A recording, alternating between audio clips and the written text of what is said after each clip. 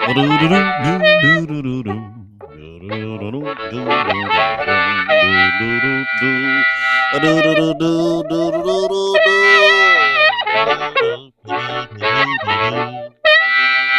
1 2. Check.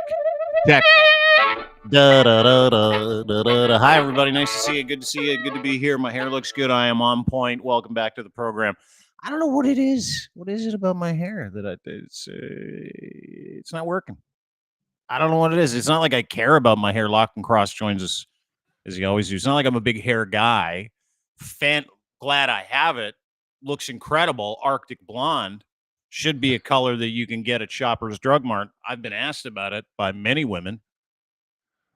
But I didn't shower today. So, it's one of those days. Is this day I don't 3 shower you when haven't had a shower? I shower every day, but I always shower before the podcast, which is usually around noon. We've changed our schedule because you've had a comeuppance in your life, and that's where I want to start today. And I want to start there today because I want to bring in a special guest. He's a surprise guest. It's a motivate. I know you can see him in the green room. I know. He's sitting right there in front of me. I know. I can see him too. Because I want to motivate you. This is me bringing you a talisman. This is me helping you understand what it's going to take in the next phase of your life to be filthy, stinking rich. Please welcome to the program, Bitcoin educator, financial advisor, Mr. Scotty Trades. Look at that. There you go. Hey, guys. How's it going? Oh, it's good to see you. Lochlin, what's new? I love the old radio guys say, like, you would never, in any other business, you would never make fun of somebody for being shit canned. But radio people are like, hey, so it happened again, eh? Well, and specifically Scotty, old school radio guy in Lethbridge, pivoted to, financial services. And I know over the past couple of years, Lochlin, you've been really hard on Scott over the Bitcoin thing, the crypto crash, it's not FTX. Scott. It's what he's involved in is a criminal activity. And I hope he's well at it. Okay. So anyway, let's get to that criminal activity, because while he's been busy doing something you don't approve of, and you've been getting fired. It's not that I don't approve. I want him to do well. Well, good news, because he is. Scott, take old Locker here through your last couple of months. Teach us about this incredible Bitcoin I actually wave even know this, that it's been doing well. Huge. It's been just a whirlwind over the last couple of months, guys. So, last year we had Bitcoin, January 2023, Bitcoin was down around, 16,000. 20,000, something like that, US dollars. And today we're just around 72,000 US. And so last year, it wasn't in the news a lot, but last year was a massive year for Bitcoin. I don't know if you can see the screen behind me, but it basically went from 16,000 to hit 73,000 today. So it's been a massive run. And just, imagine if you guys had bought the dip, you would have imagine, Lochlin, if you had 100% more money than you have right now. I don't disagree. That. Yeah. Think about all the money in your account and then imagine you don't understand. That's not how the world works for me. Clearly, he does understand. We've had this conversation. No, you don't understand my influence on the markets. If I had thrown any money into it, it would have crashed again. That's so stupid. Listen, the entire ecosystem of Bitcoin would have gone under, and then you'd be destitute living in my basement. No, it doesn't work like that. One of my rental properties. At least we'd be able to get drunk out blackout drunk together. Yeah. As opposed to you doing it by yourself now. Well, actually, I got a story. I have a story about Scott, before we get to that story of you getting blackout drunk and you literally nursing your hangover as we start the podcast, can we just deal with where Bitcoin is at and let Scott gloat for a second. Give me the last 3-4 months. When did this thing start to take off? Good, eh? So it really started to take off in September of last year. So we launched a service called Crypto Market Mentor through stockmarketmentor.com, and myself and Dan Fitzpatrick. And, the market was not really interested in Bitcoin, but we saw the Bitcoin ETFs potentially being approved in the United States. And, this is really that wall of money coming into this ecosystem that we had talked about. I've been on your show many times and I've talked about, guys, there's a wall of money coming. You don't understand. It's coming. It's coming. And now that money is finally making its way into this asset class because they have an easy way to do it through an exchange traded fund like an ETF. And so there was a big run up into the hype. It's like a stock that you can own. So typically an ETF would be like the S&P 500 would be a collection of basket of stocks. Right. It's an exchange. Didn't the exchange thing not go so well? Wasn't that Sam guy doing an exchange? You don't know what you're talking about now. Yeah, you're in the wrong lane, dude.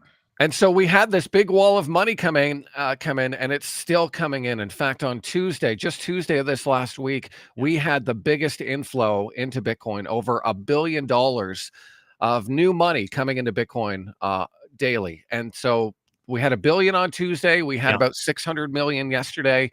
And that's what we're seeing. We're consistently seeing new money flow into this asset class, new money that's never been able to buy Bitcoin because they didn't want to open up a crypto account. They just wanted to trade in their stock account.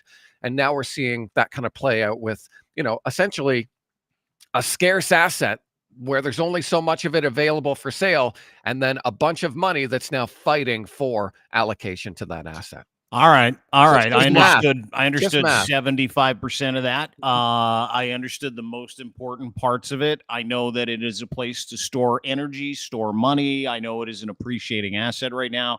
Can't deny those losers that fucked it up for you, like CZ from Binance and Sam Bankman-Fried and all those guys. Is the fear out of the marketplace? Like, have the pretenders and the pranksters kind of been hustled out? Is that why people have more confidence in this? And then the other part of that question is, how much more money than Lochlin did you make since September? I'm not gonna answer that publicly. I won't answer that publicly, but you and I can have an offline conversation. Yeah, because it's exactly the same amount of more money that you made than me as well. So it's just, I'm just shitting on myself by asking that question. I mean, it's hard. Investing in the market, as Lochlin has often said, is not easy. And investing in stocks, there's a great guy who I've interviewed on my podcast, Hot Wallet, named Mark Yusko, and he says, the stock market is the only place in the world where prices go down and people run out of the store. And that's exactly what happened when we saw these big outflows of Bitcoin. Bitcoin, as you guys know, you're making fun of it the whole fucking way. Oh, dude, I made fun of it for 3 solid years. It was going down. I never did. Oh, yes, you did. I never did. I always... I never made fun of Bitcoin. Memories. I've blocked that negative vibe out of my life. I did not. A new higher end lifestyle. What I said. You can pay for that reparative counseling with all that Bitcoin money from when Lochlin told you that you were involved in a criminal enterprise and a scam. Dude, you said it like 5 minutes ago on this show. So it's not like we don't have a recent recording of you mocking the industry, which, by the way, I'm guilty of too. It's fine. And it makes sense because there were a ton of bad actors. There were bad actors in this space, and that's fine. But they're all gone now. I'm sure it's been all cleaned up. In the stock market too, all of them gone. There's nobody that's trying to screw anybody. I don't know if all of them are gone, but a lot of the main bad actors are gone. And again, you've had major institutions like BlackRock, like ARK Invest, like Bitwise, Franklin Templeton come in and essentially bless Bitcoin as the institutional grade crypto asset. Now, the other ones are still very speculative. Ethereum is very speculative. Solana, Avalanche, Internet Computer, these are all still speculative assets. But those are still places that I think you can get outsized gains as a speculative investor. And that's usually what happens. If you think of the stock market generally, you have large cap stocks. We're talking Apple, Microsoft, Tesla, all the name brand kitchen table stocks, you know. Mhm. Underneath that, there's like mid caps, and these are like companies that haven't been big enough to get into that large cap space. And then underneath that, there's small caps. And then underneath that, I think of cryptocurrency because of the speculation. And so, yes, you're going to get a ton of volatility. It's going to go up a lot. It's going to go down a lot. But volatility is what traders want, because we want that upside volatility. And that's what we're seeing right now in this asset. Exactly the point I keep making. Here's how I've summed up the stock market. He's got 5 minutes. And cryptocurrency. Okay. Yeah. I can do All it right. quickly. All right. Well, there's a big pot of money. Okay. And then there's people all around outside of that pot of money, and they're shuffling the money around from one thing to the next. And if you're good at it, like you are, Scott, by the way, you know where to move money and when to move it. Okay. But if you're not good at it and you don't pay attention to it like you should, you can get taken advantage of. And that's how I've always just sort of justified my lack of involvement in it, because I don't have the time in my day to do what you do, which is sit in your basement. Actually, all I would day say long maybe right now you do. I was going to say, what else? I am busier now than I was when I had a full-time freaking job.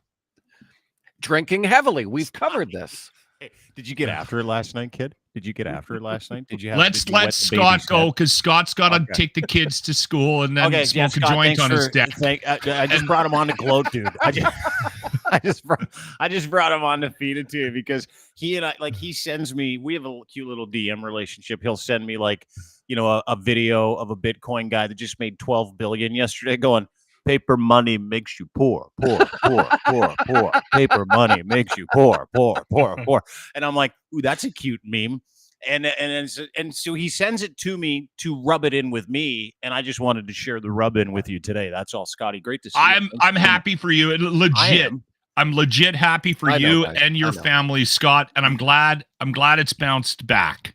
You know what you should do? Maybe head to a pub, maybe a bar, dance night, get a bottle of champagne, maybe tell the DJ Austin Rhodes your favorite tune, pour some champagne on your Casio. Actually, you should probably put a little of that money that you made aside. This is a TISO. Swiss made. You should put a little bit of that money aside on your just in case the markets crash and you lose your home. Well, if that happens, my backup plan is to move in with one of you guys. So yeah, do it. I'm safe either way. Do it. I just picked up 3.5 of really killer indica. Come on over. We'll have a great time. Awesome. Thanks, guys. Yeah, a lot of fun. Good to see you, Scott. Good to see you. Yeah, we'll By the way, Iranian Jimmy, my tenant in the basement's moving out at the end of April. So perfect. That's nice. Thanks for letting us know. Scott Trades, at Scott Trades is where you can find him. Stockmarketmentor.com, Bitcoin trainer, trader, but also educator, rubbing it in today.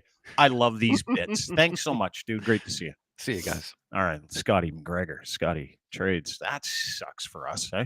Can you see that? What? Oh, I know what you did. Drinking injury. Yes. Okay. What happened? I do have some advice for people, because I'm a pretty limber guy, and I do regular yoga, and I was probably 6 beer in last night when I fell down the stairs. And I think that the regular yoga and the fact that I was drunk may have benefited to my my crash down the stairs. I am 225 pounds right now. I've lost a little bit of weight since my Mexico trip. We don't need to get into Montezuma's details. Revenge is a great diet aid. It really is. Yeah. Move over, Ozempic. Okay. Go have street tacos in Mexico. Explain this to me. We got some stuff to get to. By the way, happy crack smoking Mayor Law and Order Toronto episode day. We're going to talk about that. The whole Law and Order Toronto episode with the crack smoking Toronto mayor. I wonder where they got that. That happens today. Speaking of crack, we've got a really coked out Conor McGregor to get to today, and some scary shit when it comes to India and our political ecosystem in this country. Everybody needs to pay attention to. I don't know if you're watching the news, if you saw the Fifth Estate thing. Anyway, we'll get to that in just a second. Let's deal with your drinking injury. What time was this? When did it happen? Last night. By the way, Connor Brown scored last night, and they celebrated like they won the Stanley Cup.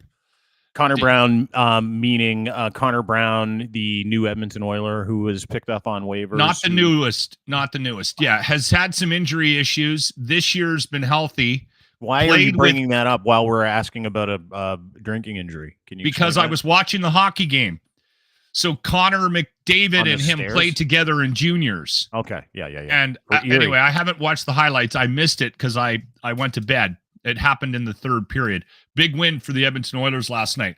So I quite often will disrobe when I watch TV. Like we watch TV right behind me here.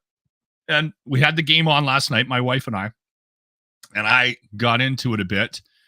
And hang on, just wait. I'll be in my underwear. Disrobe. Like what time? So game starts at like 8 o'clock. 8 o'clock last night was a late one. Your routine is to take all of your clothes off and sit and drink beer. I don't know why. I'm a bit of a nudist. All the time. You always take. Are you wearing underwear while you're watching the game, or are you? I did have my boxers on. Yeah, but sometimes naked. Sometimes, and I had socks on. I remember because I thought to myself, if I had taken my socks off, maybe I wouldn't have slipped on the. So I grabbed my phone and I was like, I think I'm going to go to bed. It was like, I'm still going to bed fairly early. It was 10 o'clock ish and the third period hadn't started yet. So I'm like, I'm just going to go. And I walked around behind the trunk there. Yeah. And I hit the top of the stairs and I slipped and I went boom all the way down a flight of stairs. Scared the living shit out of my wife. Yeah. Yep. That's the end of the story. That's the end of the story. We're going to copy and paste that story into a quick podcast, and you're going to just drop on me that you watch hockey games naked every day, drinking. I watch most nights. I disrobe. You're just gonna glaze past that information. Most nights I gear down, and like I said, I feel pretty good to start. What do you mean you gear down? Like you just like it's a thing? I understand. Like, listen, there are a couple of people that I know in my life. My son's one of them for sure.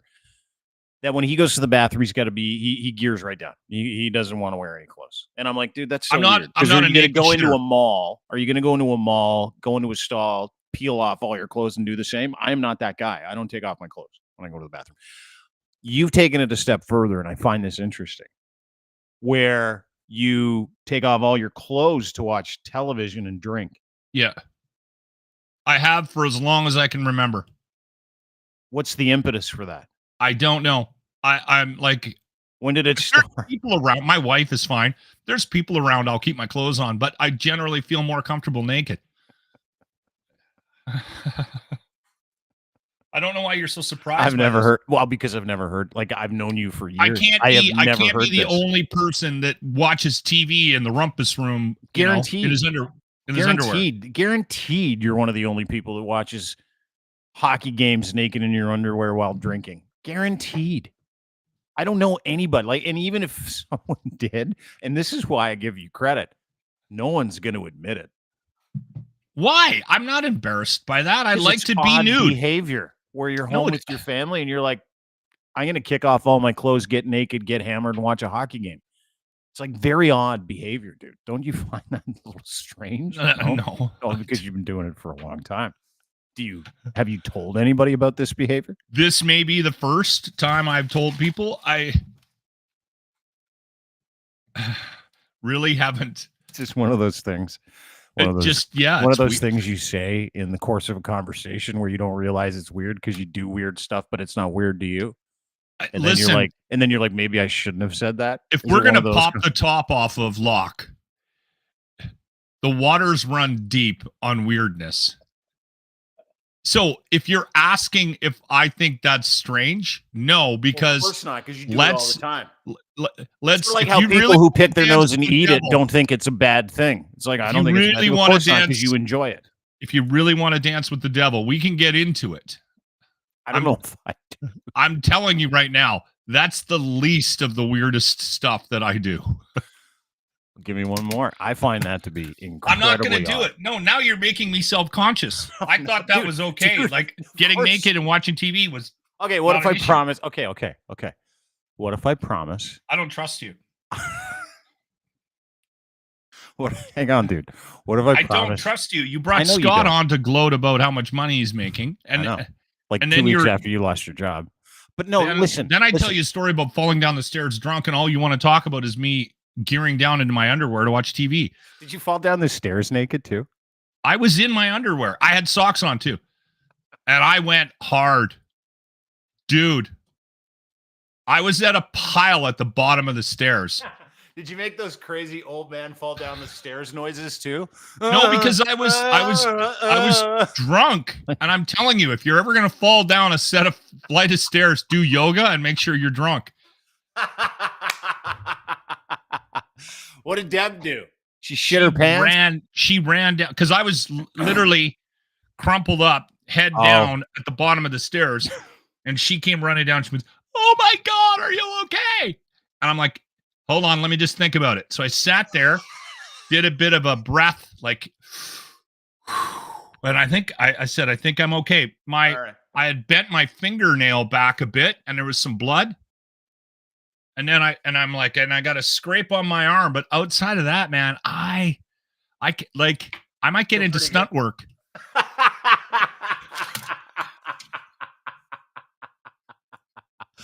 You learn something about your friends every day. I wanna learn something new about you weekly. I want to go into those fires. I want to learn about how weird. I don't know if that's a good idea because everybody hides their weirdness, right? Until you can't hide it anymore. It's like a drug addiction. You just can't hide that kind of weird. Speaking of drug addictions, did you see that? And listen, I'm not a Law and Order fan. Law and Order Toronto was celebrated when they announced it was coming. Dick Wolf, legendary producer, if you watched any Law and Order. I don't watch. Toronto. Do you watch them? No. Okay, I don't watch. Zero desire to watch Law and Order. I don't watch cable television though. Some people love those shows though. Yeah. So there's people that don't like entertainment like those shows. Anyway, I'm gonna watch. Seems like the same premise over and over again. I don't watch them, but yeah, it is. Where there's a guy and a girl, and then they got to figure out what led to a crime. And it's like, oh, okay, New York, Chicago, all these crimes, same formula, same thing, right? But this one is true to life, and it is rattling Doug Ford, who's the premier of this province that I live in, Ontario, rattling Doug Ford and the government of Ontario. And I'll tell you why. Because the episode of Law and Order tonight is about a crack smoking mayor. And his brother, Rob Ford, was Toronto's crack smoking mayor.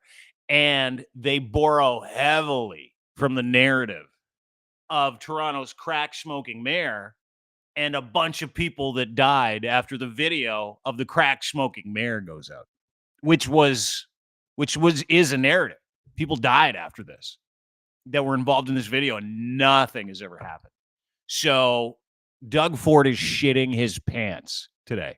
The Ford family is shitting their pants today. And the really disappointing thing, I'll play you the video here in a second. I'll play you the actual trailer. The really disappointing thing for me is the trailer features an in-shape crack smoking mayor. Oh, well, they were trying to step away from like the full 500-pound, sweaty, fat, messy crack smoking mayor, which would have been more true to life. Like if they were going to go, hey, let's make this real. You needed an enormously sweaty, egregious, messy. Okay, before you play the video, we dig into this for just one, like just out. Okay, dude. Yeah, go ahead. Let me ask you a question. Yeah, if you're sitting on the writing team for Law and Order Toronto, yeah, you're just using somebody goes, I think we should do an episode about the crack smoking mayor. Yeah, and everyone's like, yeah, that's a great idea. Okay, so now you guys, you get into it. Maybe you do a little bit of research about what the story is, correct, and then you realize that there's actually a real story here, and so. And the brother of that crack smoking mayor is the most powerful guy in the province of Ontario, where Toronto resides. Yeah. Absolutely. So you decide you're going to do it because, hey, listen, regardless of how much everyone's going to be talking about this show, how little or how much, we're going to get some attention about this episode. Yeah. No matter how good or bad the show is, people are going to talk about this episode. So here's my thing. And they did this on purpose. They put an in-shape mayor in there. I would have gone all in.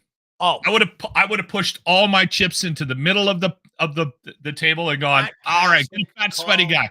100%. I want a casting call. I don't want an in-shape crack smoking mayor. I want a fat, so fat that his eyes are closing. That's how fat I want that mayor to be. I want him to be Rob Ford fat. You're already in the canoe. You're already you've already done it. Yeah, I know. So just go all in. The whole episode is an effigy of Rob's crack smoking days as Toronto's ineffective mayor, who was stripped of all of his power when everybody's like, he's a crack smoker, and everybody's like, whoop, we can't let a crack smoker run the fucking biggest city in Canada. And so they take it out, and they're like, no, you know what? We're going to do an episode that's loosely based. It's not loosely; it is entirely based on Rob Ford. And they're like, how do we avoid the ire of the brother? Equally fat brother of the crack smoking, fat, sweaty mayor of Toronto, who just drank and pissed his way through his mayorship. And they're like, make him skinny. They'll never notice. No, so stupid. Trailer. This is coming. You know tonight. What they should have done? They should have called him Doug and then just changed his last name to Dord. Or Doug. They should have named him Ron Fraud. Ron Forbes. Anyway, here's the Ron Forbes episode of Law and Order. I'm disappointed in Law and Order Toronto. I'm not. Now that they made a skinny mayor. Oh yeah, skinny, good-looking, kind of older mayor too. And you're like, nah, that's not the same mayor that said he wouldn't eat a certain city councilor's vagina because he had enough to eat at home. That is not the same guy. That actually happened, by the way, in a live press scrum. Did you remember that? Yes. It's one of the greatest sound bites. I have in enough history. at home. I miss Rob Ford. Anyway, here's the video, the trailer. Law and Order crack smoking mayor. Law and Order Toronto crack smoking mayor episode. Let's enjoy this together. When was the video shot? I don't remember, detective. I was smoking crack. This is not the kind of leadership we want our children to see. Victim is Tatiana Wen. She's an investigative journalist with Toronto Life. You guys can't stop criminals from killing young women in the street? So far, all I hear is a lot of conspiracy, not much murder. Maybe you paid someone to do it for you. That's slander. Or it's true. Right? I mean, who's not watching that? Like, who's not watching that? I'm watching it. I know that's not. I know Ron Forbes, Mayor Ron Forbes, is a terrible reenactment. That's them going, oh, we can't let people know we're doing a whole episode on Rob Ford's crack smoking time as mayor of Toronto because Doug Ford's mayor. I'm disappointed in you guys. I am too. So disappointed. I'm disappointed in Dick Wolf. Speaking of crack, have you seen Conor McGregor's in a new movie? You know, are you aware of this? Yes, I've told you about this. We've had the Roadhouse. Yeah, the remake of Roadhouse, right? We've had the conversation. I remember when it came out, like that there was a discussion about it being redone, and everyone's like, I can't believe you're redoing Roadhouse. And I kind of got on that train for a minute, and then I was like, okay, yeah, why am I upset they're redoing that Patrick Swayze movie? It's not like it's Forrest Gump. With Jake Gyllenhaal, of all people. He plays Patrick Swayze in the new movie. Yeah, you're right. It wasn't like Roadhouse was this incredible theatrical. But I was angry. I was angry for a moment where I was like, I don't want to see redo Roadhouse. I love that movie. Swayze ripping some guy's throat out of his throat. I don't want to see that. I actually have to masterpiece. I'm gonna have to watch the original. Oh, it's so bad. I watched it like 2 years ago because it was on like Super Channel or something, Roadhouse, and I'm like, oh, this is awful. It's like when you go back and you watch Star Wars and you're like, oh, this is terrible. Who's the cowboy? I don't remember. I don't remember the guy with the big mustache. Yeah. What was his name? I can't remember his name. He had like a one-name name. Like he was like, because he was known to be the tough guy, right? He had one name. Yeah. I can't remember his name though. I don't. I kind of watched. Hey Siri, who's the cowboy in the Really original Siri-ing Roadhouse? this in the middle of a podcast, dude. Yeah. I want to get to the Conor McGregor stuff. Okay, get to the Conor. Sam 'Cause- Elliott. Sam Elliott, yeah, he's a dude. Yeah. So Conor McGregor, and listen, he's done. Like his MMA career's done. Any video he puts out where he's like, "I'm coming back," he's not coming back. He's done. He's finished. He's toast. He can't. He's like a brittle. Get in the octagon. No, you're never getting in the octagon again. And apparently, and I did some reading and some research after watching this video. Apparently, not only is he too brittle, but Dana White, of all people, and keep in mind, this is UFC where it's like, we don't have any rules. You can do whatever you want. Dana White refuses to actually sign him to a fight deal because apparently he's got a cocaine problem that's so out of control. He's like all over the place. And he was a problem on the set of Roadhouse, by the way, which he is fully naked in, full frontal nudity. You get to see Conor McGregor's hammer. Apparently he's got a rod on him. But he was at the premiere. Have you ever of seen Roadhouse Conor McGregor's yesterday. statue? Yeah, massive hog. Have you ever Give himself a massive hog. a statue and it's got a huge trouser Massive snake? cod piece. Like, and it's on his. It's on his. Well, if you did, yeah, but that was his statue. If you did a statue of yourself, you're giving yourself a massive wiener too, right? Yeah. Yeah. everybody is. Yeah, of course Yeah. you are. Yeah. Like one where you're like, this is almost offensive. Like that big. That's My- the statue. My wiener, my statue wiener would be offensively big. Or people would like write the city and complain. What is that? I think I can see helmet. Everybody's like, that's a statue. Don't worry about it. It's his own. Anyway, Conor McGregor goes to the Roadhouse premiere in Texas yesterday. Of all places, because they filmed it in Texas, right? The whole thing happened in Texas. That was the whole idea behind Roadhouse, the original movie. Holy shit, is he tweaking on cocaine? Yeah, he is. Hi, Connor. I'm Claire Gallagher with the Daily Texan. What can you tell us about your acting debut? Obviously, it's your first experience. Hard work, but you know, we got it done. It's in the bank for life. You know, you put something in the bank, maybe it's not going to be there for life. You might spend it. This baby is in there for life, and I'm ecstatic about that. You know, I got into good, strong shape. I gave it my all. You know, I was a little probably green at times, a bit rough around the edges, but for the character, it worked. And you know, onwards to the next one if there is a next one. Yeah, there you go. Do you see him tweaking? Do you see the start of that? You see? Well, and I think, listen, I don't know a lot about cocaine use, but that last, go to the end. Oh, dude, look at the start of it first. Look at the start. Yeah. Look at him grabbing touching his face. Like he can't stop touching his face. Here he goes. Tweak, grabbing his face. Well, his and look, cheek, hold on. grabbing his eyes. Yeah. Okay, I got two observations. What are they? One, hang on. Let me pause it. Right there. Okay. Yeah. There's coke on his shoulder.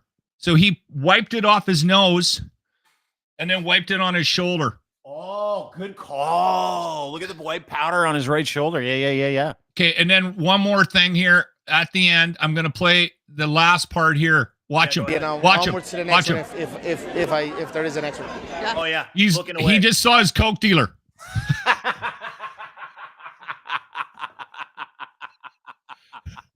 Because he's out. Wait again. Yeah, that's the thing, right? Like cocaine. There's if you know Jerry. anything about, I gotta go. There's Jerry. I gotta go. there's Jerry's got an 8-ball. I got to go get that 8-ball because I'm starting to tweak. The start of that thing, he's grabbing his face. He's like rubbing his cheeks, and he's trying to grab he's touching his like collars to his face. He's like manic. He's manic because he doesn't want people to he probably just did his last line in the bathroom. Oh, dude, great call. I don't see how you like.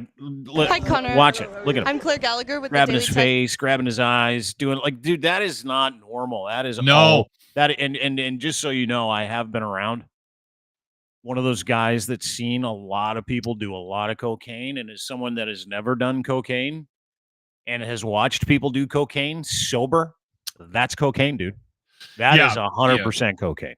Well, and we played the And it's on his shoulder, to your point. Donald Jr. Trump Jr. whatever his name is. We played his videos. He's clearly. I actually lucked out. So right out of high school, my first job before I got into radio school Selling was cocaine? No, it wasn't. It was working at the Lake Okanagan Resort in Kelowna in 1990, 1989. I can't remember what year. It doesn't matter. But I remember being very naive about that drug. And I started to see it.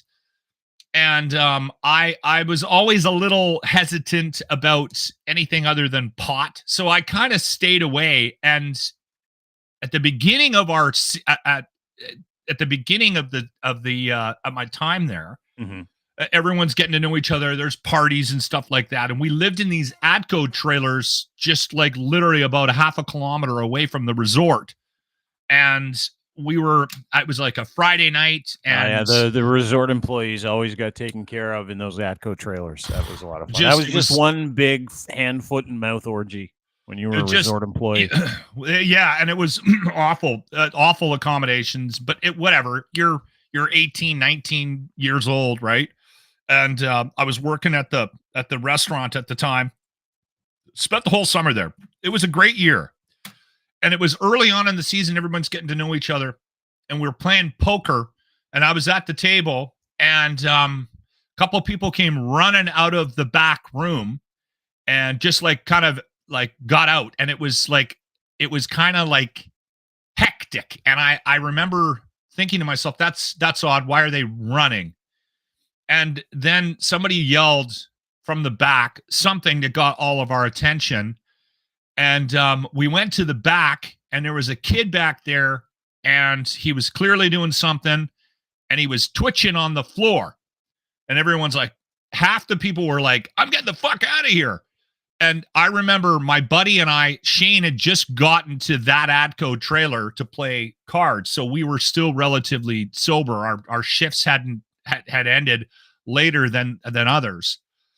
So we volunteered to take this kid to the hospital in Kelowna. And if you know that area, it's the Lake Okanagan Resort is on the back end of the lake. And so we had to go into the city.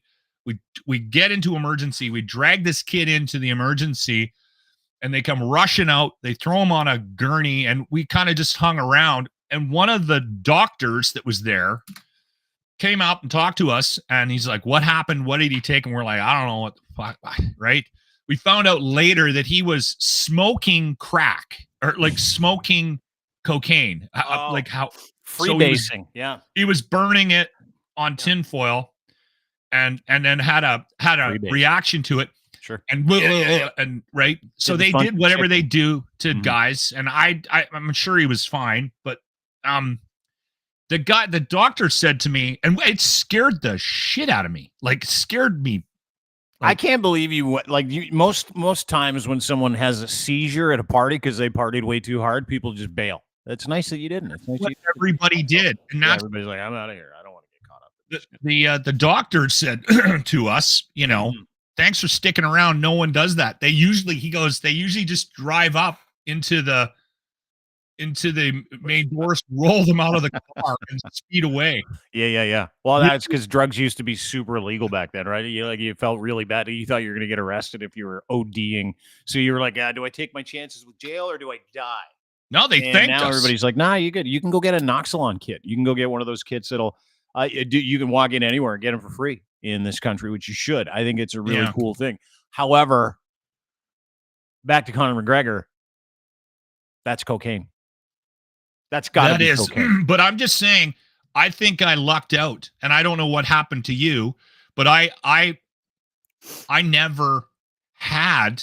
I just never did this desire to do it after that because it scared me. Do you know what the fucking weird part is? And I was thinking about this the other day. You and I both have friends that do cocaine, right? They treat it like it's a recreational thing. Like, you know how you would come home and have a pint or 6 and fall down the stairs because you were watching hockey naked? There are people out there that come home and they're same thing, but they literally, in an accepting way, that's how they look at cocaine. That's how they look at chemical drugs, where they'll be like, I'm just going to freebase a little acid. I'm just going to have a little cocaine, right? They legitimately. And in professional sports, it's one of those drugs that is widely accepted and not tested for, specifically in the NHL, right? It is a little weird. I think that it is weird, but you know what's funny? Like, I don't judge anybody's drug use or alcohol use or substance use. Like, I really don't. It's like, hey, dude, you want to do what you want to do. Like Conor McGregor, dude, that's just a terrible business decision to get all coked up, wipe the coke residue on your black blazer, and then show up to the premiere of your very first movie and go, rah, rah, rah, rah, rah, rah. Like, I mean, listen, you want to go do coke at home. And I don't think anybody should do it, but that's just how I feel, right? So, like, when I grew up and you grew up, we looked at cannabis like it was it's the devil's lettuce. Like, you don't smoke that. Well, I grew up with hippies. It was very maybe different. You did. I didn't. I grew up like, ooh, this is terrible. It's like cocaine. It's like heroin. You can't do it. It's so bad for you. You should never do it. And they'd said the same thing about weed, right? Back in the day, it's like weed. It's so bad you can't do it. And as someone who understands the benefits of cannabis and how enormous they are for your mental health, your physical health, your nervous system, your cannabinoids, like that understands terpenes and effect and sativas and indicas and blends, someone that gets it. It's like, holy shit, they lied to the entire world for like 100 years about the miracle of this plant. Maybe they're lying about cocaine too. And then I see Conor McGregor doing that, and I'm like, oh, maybe they're not lying about cocaine. I have I think it's like anything. I think if you do cocaine to excess, Dean. Yeah, probably not good. It's not good. Mm-hmm. I remember, I'll tell you another story. Yes.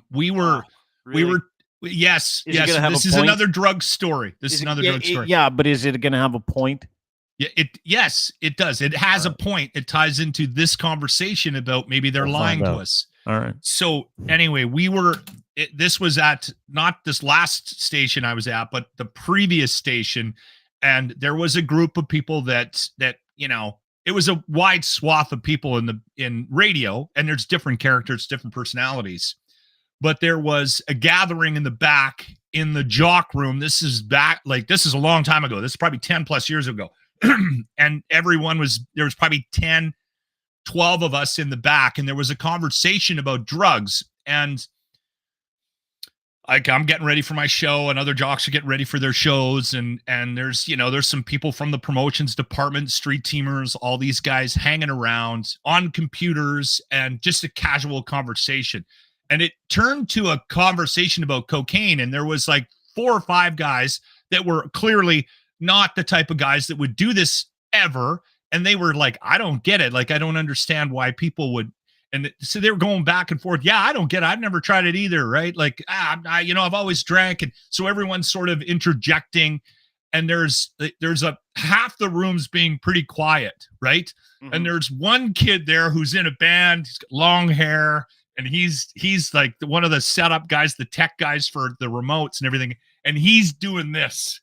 And he is getting more and more agitated. And finally, he just turns around in his chair, and he faces the group of people, and he goes, I don't know what you're talking about. Cocaine is fucking awesome.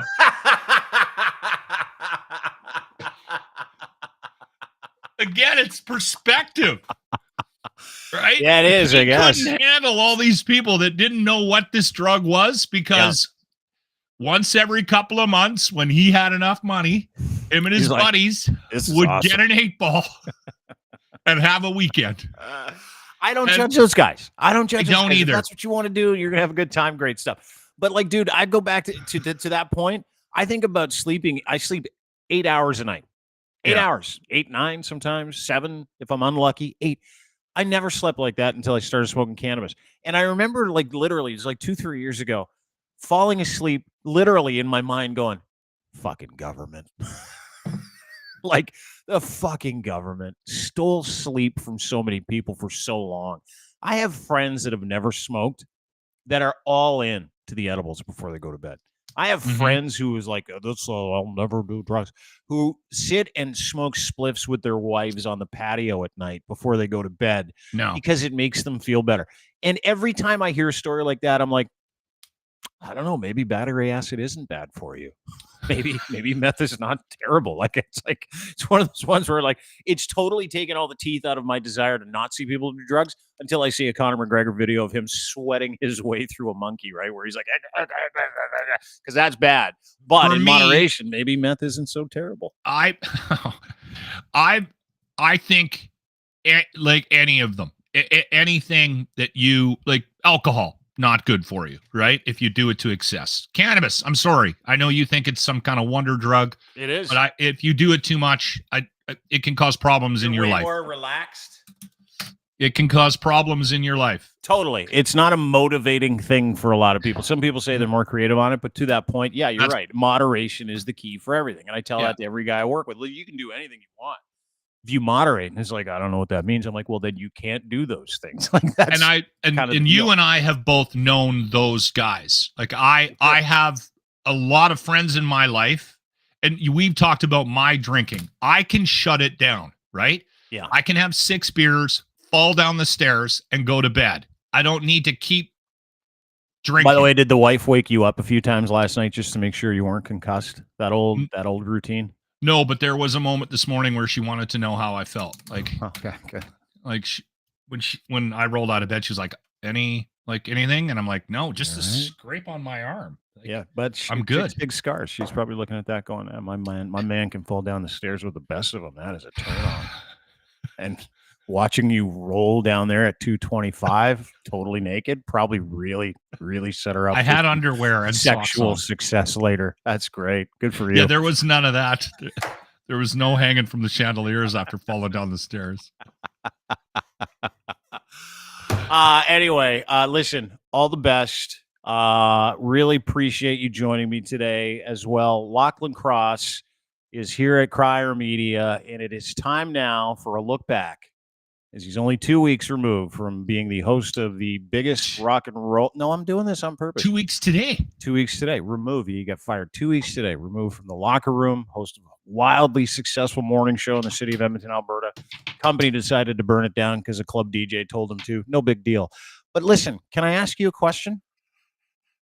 Do you? Yes. I can't help myself, dude. This is me. Do you have a retro replay from the locker room for us today? I do. The locker retro replay. Thank you for calling the D room reservations. My name is Darlene. How may I help you?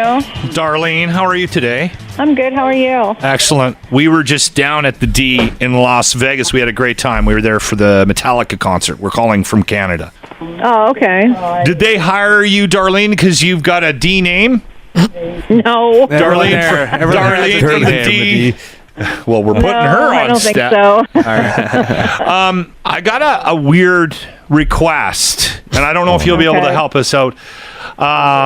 We have a little buddy that's a bit of a, he's a hotel thief. Yeah. And we wanted to report him. He was staying in room 1515? 1515. And he stole all the shampoo and liquids and everything. Anything that wasn't chained down, he put in his bag. Just the shampoo. You brought an empty bag just to bring stuff back. It's just shampoo.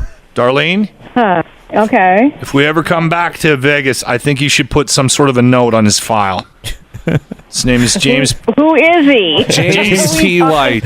He's a little person. He's a little person. James P. White. He might be dressed up as Elvis if he comes back. He's a hotel thief.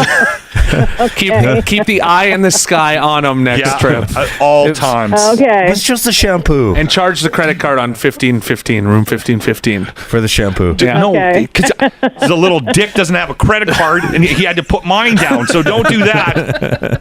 Oh, okay. All right. Listen, Darlene, we won't take up any more of your time. Please, what was the owner's name again? Derek that we met? Guy with the Derek? No. Derek Stevens. Yes. Derek. Yes. Yeah. Let Derek know that we had a really good time and we won't bug you any longer, okay? Okay, I will. All right. You take care now. You have a great day, okay? Yeah, she was really excited to be on the radio with you, that Darlene. Yeah. Every time we'd go anywhere, travel, we would always phone the hotels and report Jimmy as a thief. You should. And dude, you know how many, he told me once he's stolen like 12 robes in the last 10 years. The guy is just he's got like 10 irons. He's got like 10 hotel irons. Dude, he brings an extra bag down with him.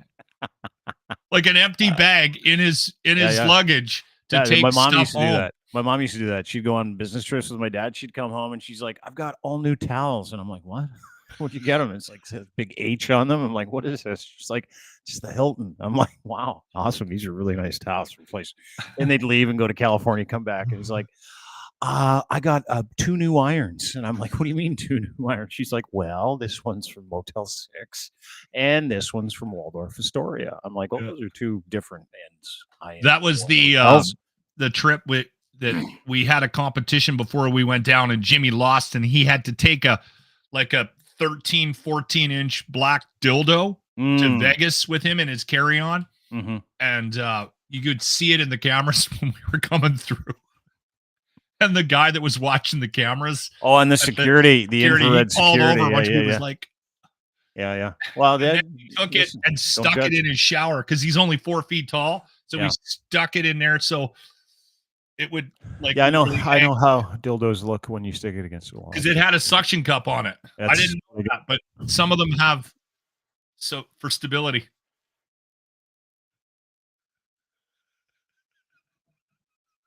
For stability. It was huge too. I don't know how people get those. I know. You know what? I don't ask. Yeah. Never. I don't ask for the physics of it after I watch Pornhub. I don't get out my protractor and go, how is that possible? That's gotta hurt. I listen, I don't know. You do you, but I don't know if I want that much. Well, inside I think of you me. work up. Okay. I think you work. Yeah, I don't think you start there. I don't. No. That wasn't a starter dildo.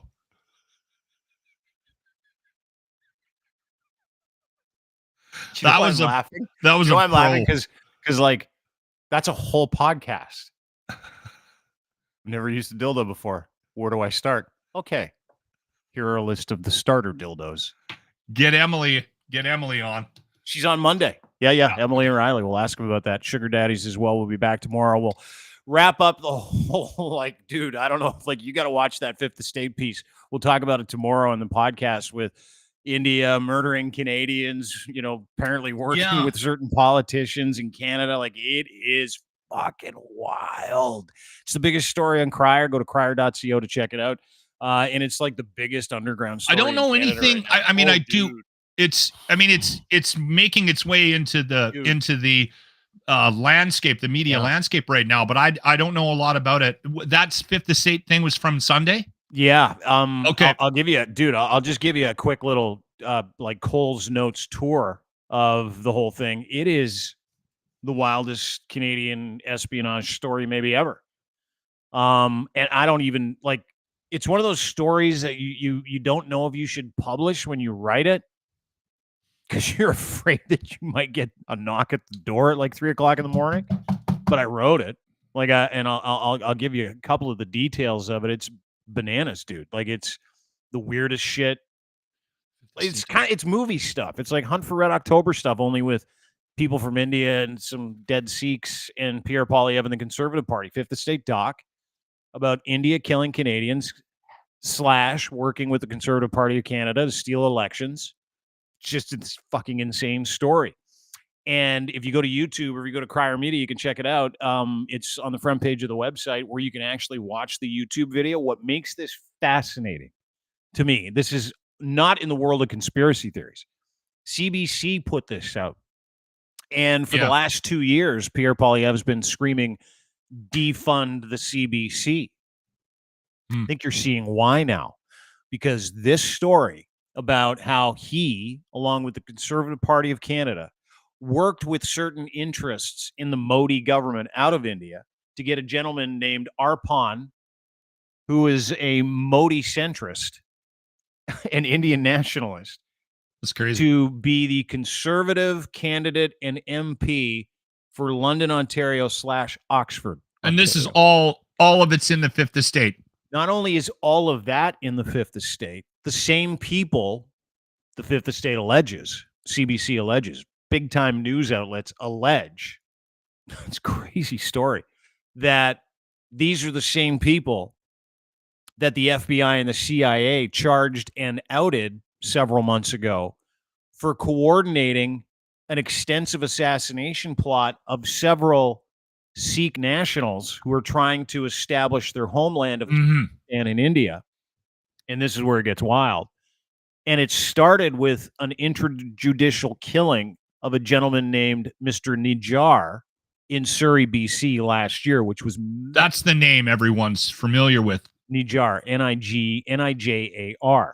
And the Fifth Estate of Special talks, literally, it shows all the CCTV, talks to his son, talks to CISA's agents, talks to agents, and it ties together not only these assassination and attempted assassination plot of other Canadians on Canadian soil by the Indian government, but the same people involved in that allegedly worked with the Conservative Party of Canada to get rid of Patrick Brown in the leadership race and support Pierre Poilievre. And the other allegation in this is the illegality of ballot stuffing and then framing Patrick Brown with a $50,000 payment to a woman named Debbie Jodoin.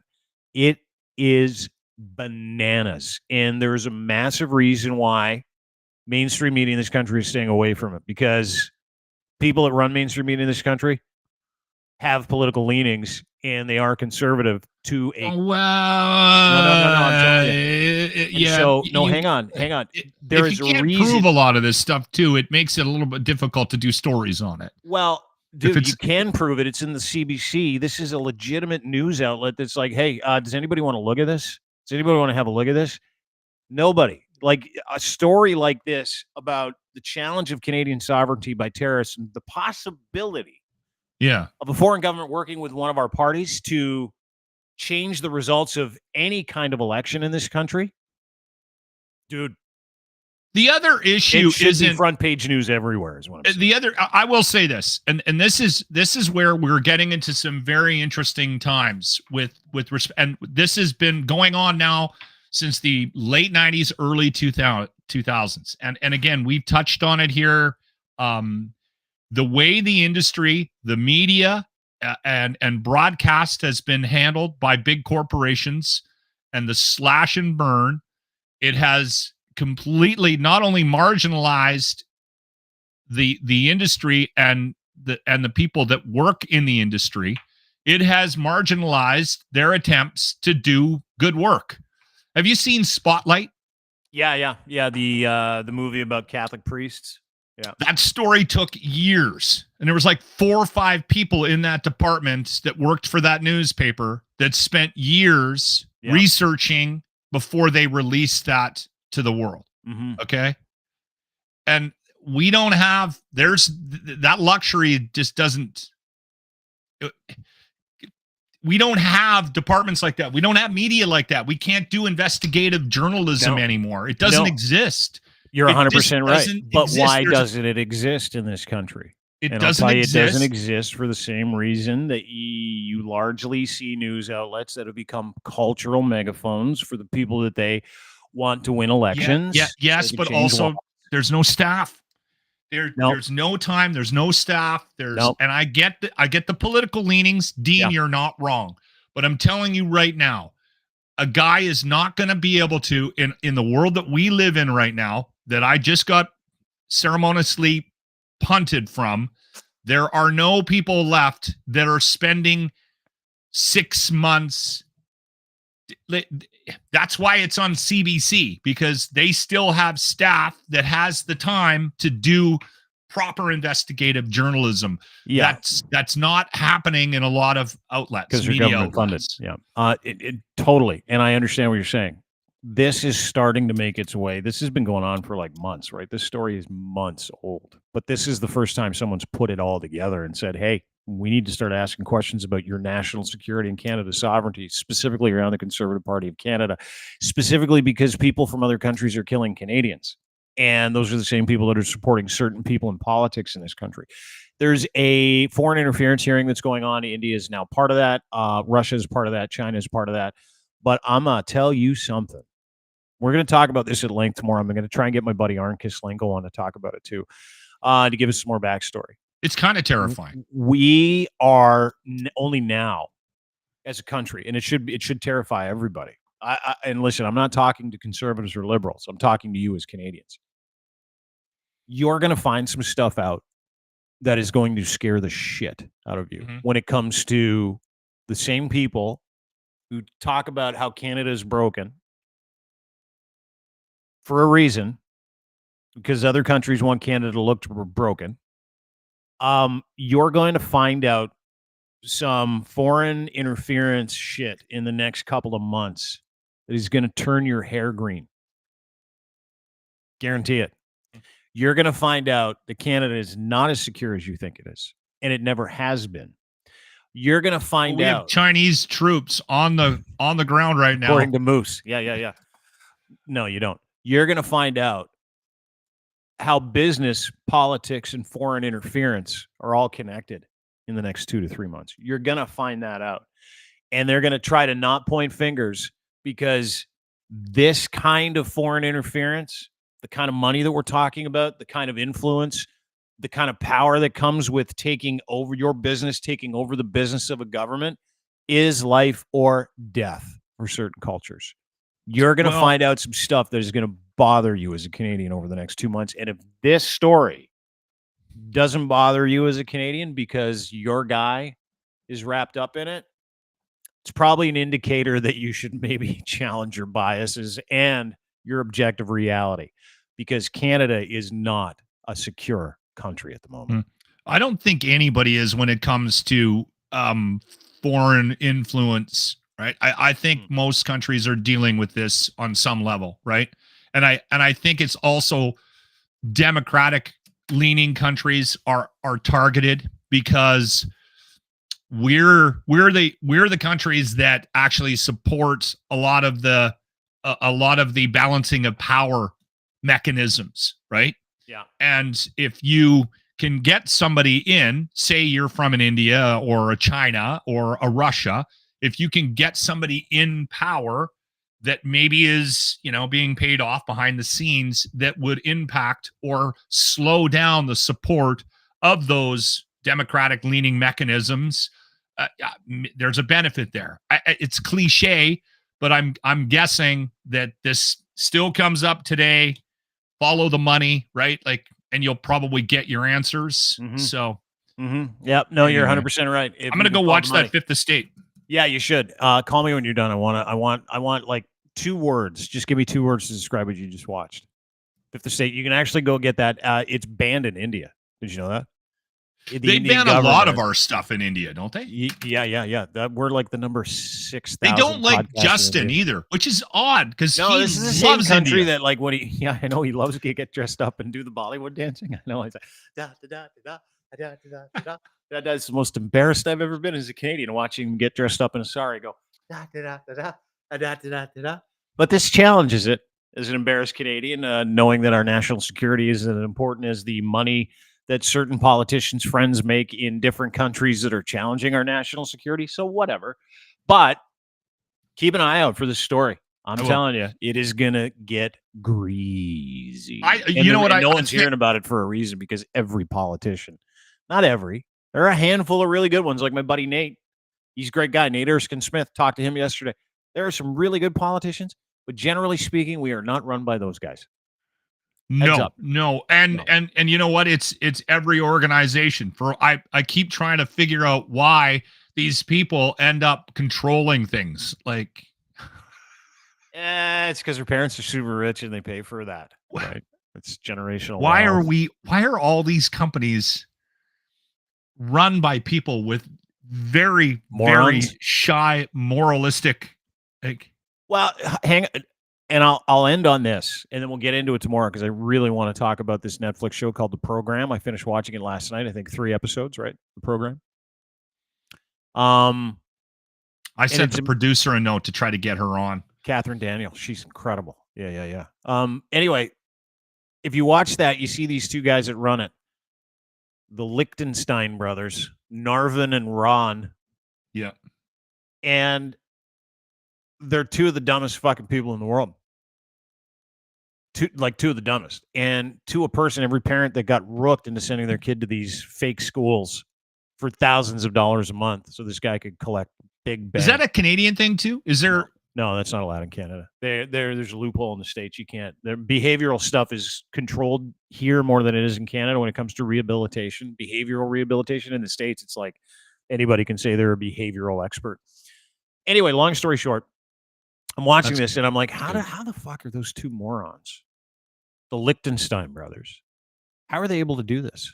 Hundreds of millions of dollars, fake behavioral schools. selling them to parents that just didn't want their kids around because they were annoyed by their kids, to Christian families, by the way. I'm like, how is it possible that all of these people were fooled by these two idiots? And it's amazing because every single parent in that documentary said the same thing. They're like, I can't believe it. Like, I'm a smart guy. I'm a rich guy. I can't believe I got hoodwinked by those two morons. And it's devastated our entire family. Oh, you got to watch it, the program. I want to talk to her about it. But to your point about how stupid people are and these people get power, it's like this amazing anomaly that still exists. Like, I know a lot of I grew up with guys that were really stupid. Some of them are lawyers. And I'm like, how did you do that? We had a conversation one time, a friend of mine, and we were talking about a coworker, and we were talking about his ability to, and this was not a smart man. And so there was always this conversation when he was able to talk somebody into doing something for him. There was always this conversation about whether or not that ability to manipulate people for whatever it was, and it doesn't even to be nefarious, but he had this ability to manipulate people in his life and people he knew for a long time and knew for a very short period of time to do things for him. And he was a complete narcissist. You'll run into these people, like a true narcissist, this man. Mm-hmm. And one of the guys that worked very closely with him thought that was a sign of intelligence. And I kept saying to this guy, I'm like, I don't think it's a sign of intelligence. I think it's the only skill he has. And he learned it as a kid. And maybe he started manipulating his parents on some level. And that's just all he focused on. And you could see this man, this very narcissistic personality here on the radio, walk into a room, and he would literally be looking around at the new people, and you could see his mind turning, and you could see him trying to figure out if there was somebody in there that showed any weaknesses that he could take advantage of. Mm-hmm. And I'm like, I don't think that's a sign of intelligence. I think that's just a gift and something that he's always been able to do, and he's had this ability to manipulate people because he's just been doing it his whole life. And he was able to sniff out the type of personalities that would be more effective on. Yeah, they're called predators, actually. Yes, and this guy was like literally, and he did not get me because he'd be in a room with somebody, and then he would talk a street teamer into going to Starbucks to get him a coffee. It's the same guy that used to make people like clean up his dog shit outside of the radio station. Ding, ding, ding, ding, ding, ding, ding. And so I would literally, and this happened on a fairly regular basis. I would park and I'd come up and I'd see a guy picking up the dog shit, and I'd go, "What are you doing?" "Oh, and they'd be guilty. And I'm like, "Now come with me."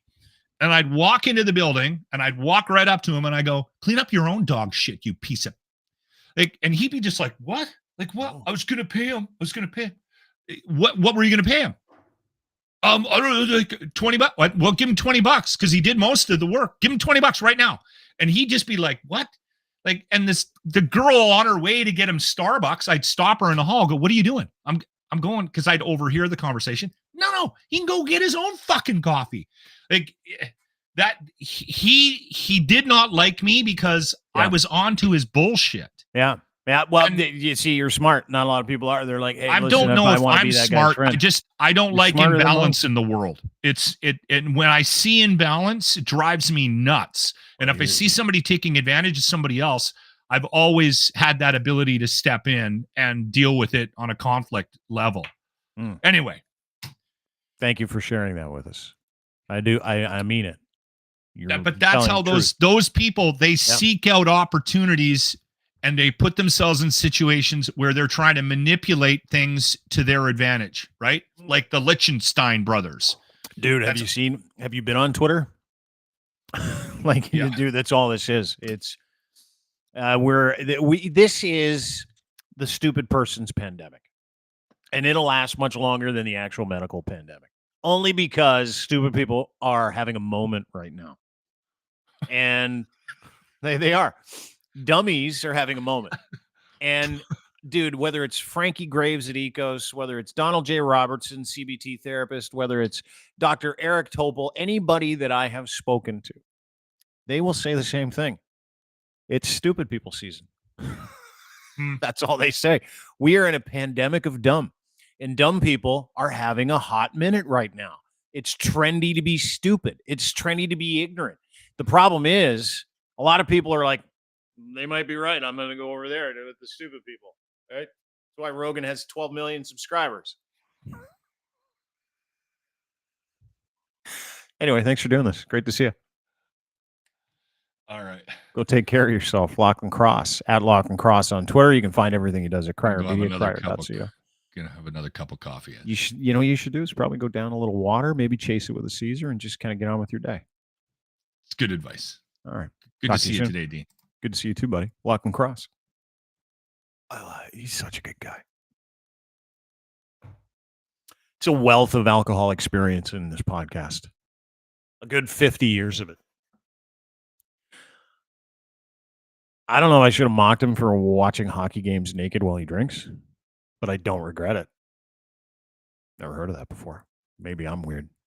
I like to watch TV with some clothes on, especially when there are people around. Have a great day, everybody. Appreciate you being part of the show. As always, we are brought to you by our friends at CanTorque, makers of rugged, hard-working torque wrenches, Canada's leading industrial tool experts, giving you the very best in sales, service, rental, calibration, maintenance, and custom fabrication of industrial torque tools. Sexy ones, too, that come with a Canadian maple leaf on every single one of their torque wrenches, tool rentals, calibration services, repairs to custom fabrication and distribution opportunities. That's what CanTorque offers.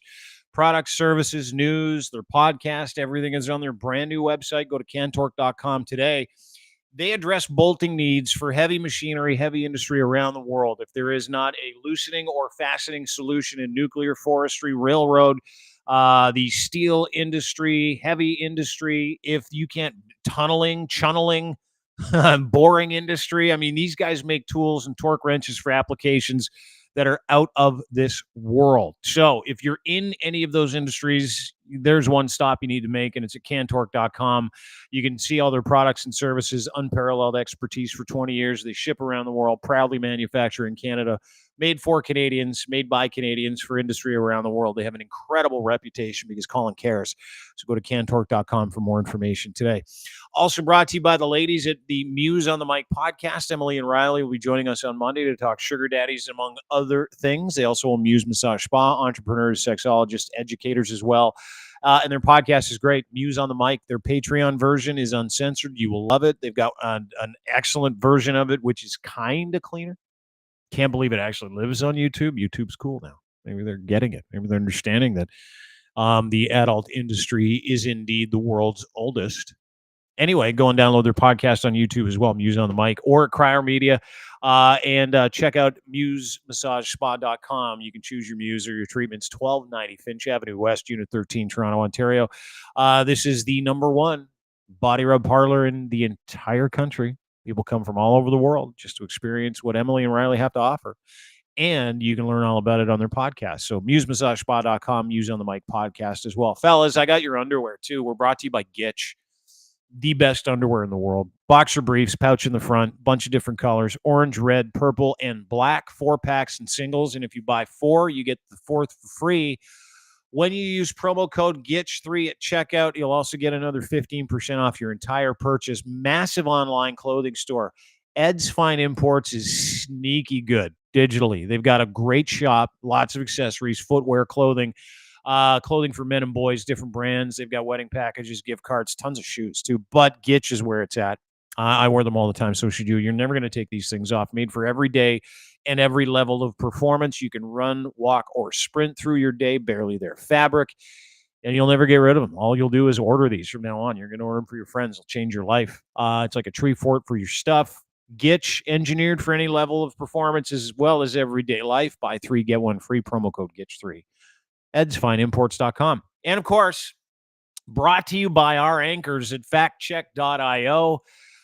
End-to-end epistemology, end-to-end checking of all facts in any kind of URL. It doesn't matter what it is. This is the incredible part about fact check. So They contacted us after Canada Proud sued us.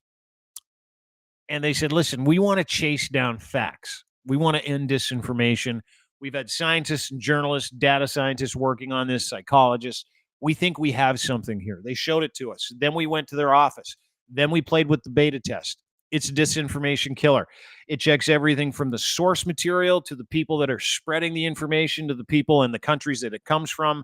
It doesn't just check pathology. It checks epistemology and the software itself. You can weaponize it. You can share that information. You can actually put truth into the atmosphere. If it bothers you that disinformation is a killer in society, you need to get on board with the beta check of the factcheck.io disinformation killer. Their new software is being beta tested right now. You can go to factcheck.io and sign up on the front page of the website. You can also share that link with other people. Go to factcheck.io if disinformation has been a pain in your ass. And if you are tired of being lied to, and if you're tired of being social media bombed by fake bots and trolls, factcheck.io is your answer in the answer globally. So check out their beta test today. Join them. factcheck.io, factcheck.io. Do you believe? Have a wonderful day, everybody. Appreciate you spending some time with us. Don't forget, everything we do can be found at crier.co, Crier Media. Again, crier.co. You can check us out and this podcast visual versions on YouTube, Crier Media YouTube channel, Dean Blundell Show YouTube channel as well. And anywhere you get your fine podcasts, audio versions, Google, Apple, Spotify, etc. And don't forget our 3-part Stoic series. You can check out the audio version anywhere you get the fine podcasts, Google, Apple, Spotify. Donald J. Robertson was great.